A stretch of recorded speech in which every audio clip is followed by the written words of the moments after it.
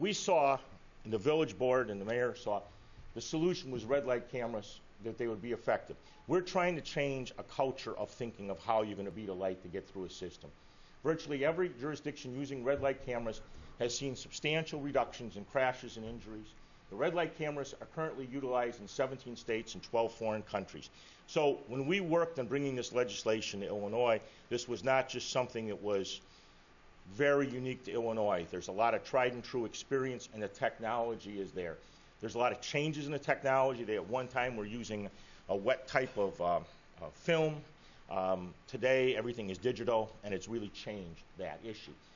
The results of enforcement at monitored intersections: San Diego, California, collision rates dropped 44% at the monitored intersections and 33% at surrounding intersections. Charlotte, North Carolina saw a 72% reduction in red light violations and a 25% decrease in total collisions at intersections. Oxnard, California saw a 32% decrease in front to side crashes at the intersections with traffic signals and a 68% fewer front into side crash involving injuries. Chicago, Illinois has seen a 40% reduction in red light running. City had started this program actually ahead of some of the legislation. That's why they were pushing so hard to pass it. They felt they were a little bit too far out in front and someone was going to sue them, and ultimately there was one pending lawsuit regarding it for the pre-passage. We want to point out, and we feel very strongly that, and our experiences now with about a year's worth of red light enforcement operations is, red light cameras do not increase rear end collisions.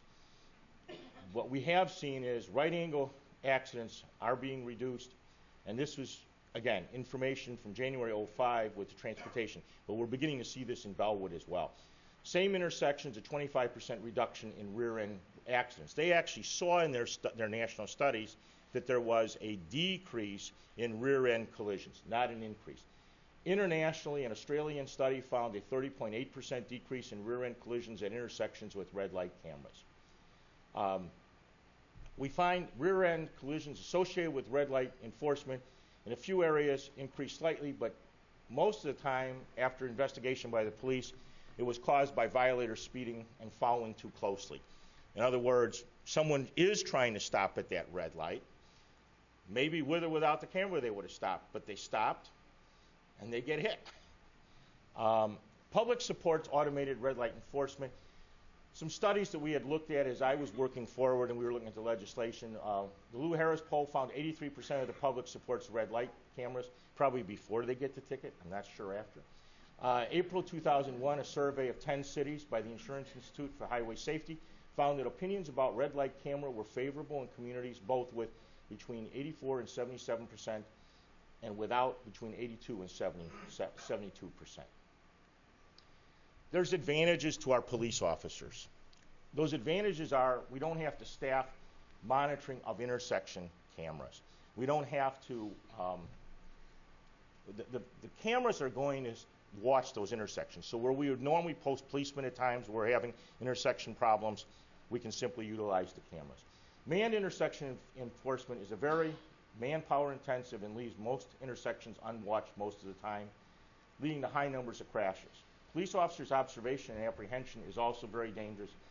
You know, every time an officer makes a traffic stop, there's a possibility someone has a gun in the vehicle. There's a lot of different possibilities. We're interested in eliminating some of that exposure of our officers. Too many pursuits are the result of attempted stops from minor traffic violations, and most pursuits result in crashes, injuring the violator, the police officer, or an innocent bystander. Very simply, someone goes through these intersections, they're going to get the ticket, we don't run into the likelihood of a pursuit. Red light enforcement, we feel, is very fair. Violations are recorded electronically. Citations are only sent after review and approval. And where there are instances of legally intervening circumstances, there is discretion to not issue a citation. Only violators who are breaking the law and placing innocent victims in jeopardy will pay fines. A review process for those who wish to challenge it exists. And so, you know, it's important, and we're going to go into down towards the end of this presentation, but there is a need, anytime you place any of this into practice, to establish an administrative adjudication program.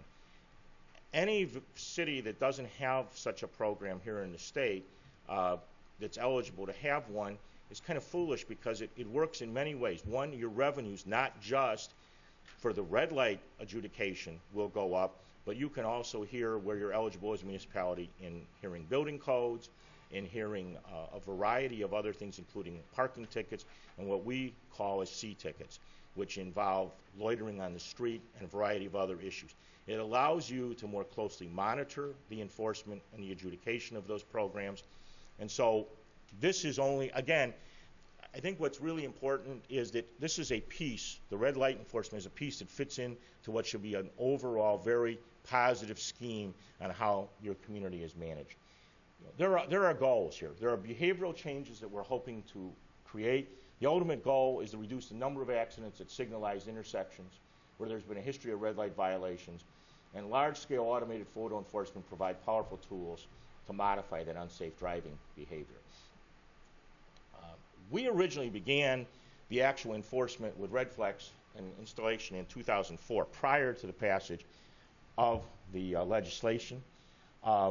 This legislation only allows red light enforcement,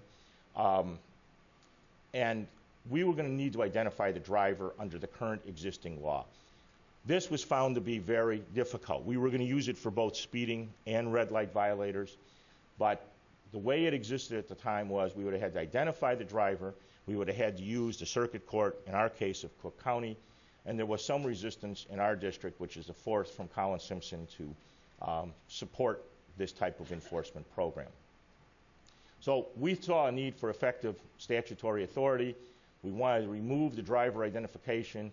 We wanted the usage of local administrative adjudication, and we wanted to authorize the use of clear recorded images of the offending vehicle and the license plate. And finally, we wanted to authorize that the liability would be placed on the vehicle. This does not go against points on someone's driver's license.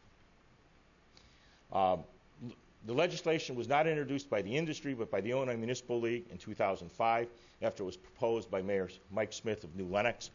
This legislation had been, for a number of sessions, floating around the General Assembly before Bellwood and the City of Chicago had gone back in. Mayor Smith in 2005 then introduced it, which we supported. And just to kind of, I'm just trying to give you a flavor because we're planning on going back. And one of the things I would hope to inspire from many of the communities that are looking at red light enforcement today is that we go back, and I'll talk at the end of the slide a little bit, about additional changes that will benefit all of us. But this is the kind of experience we went through the 2005 legislative session. We went through several iterations. We actually introduced somewhere in the neighborhood of 9 bills and tried to work through it. There was a companion issue that we worked over, and that was, if everyone recalls, Elmwood Park had a incident where they had a number of cars caught on the railroad crossing, and those cars were hit by a Metro train. And consequently, we also, as part of this, we're trying to adopt legislation to use photo enforcement with the railroad crossings. The town of Wooddale currently utilizes that, but again, they need to have clear ID of drivers. We were trying to move the legislation to just ID the plate, write the ticket against the car.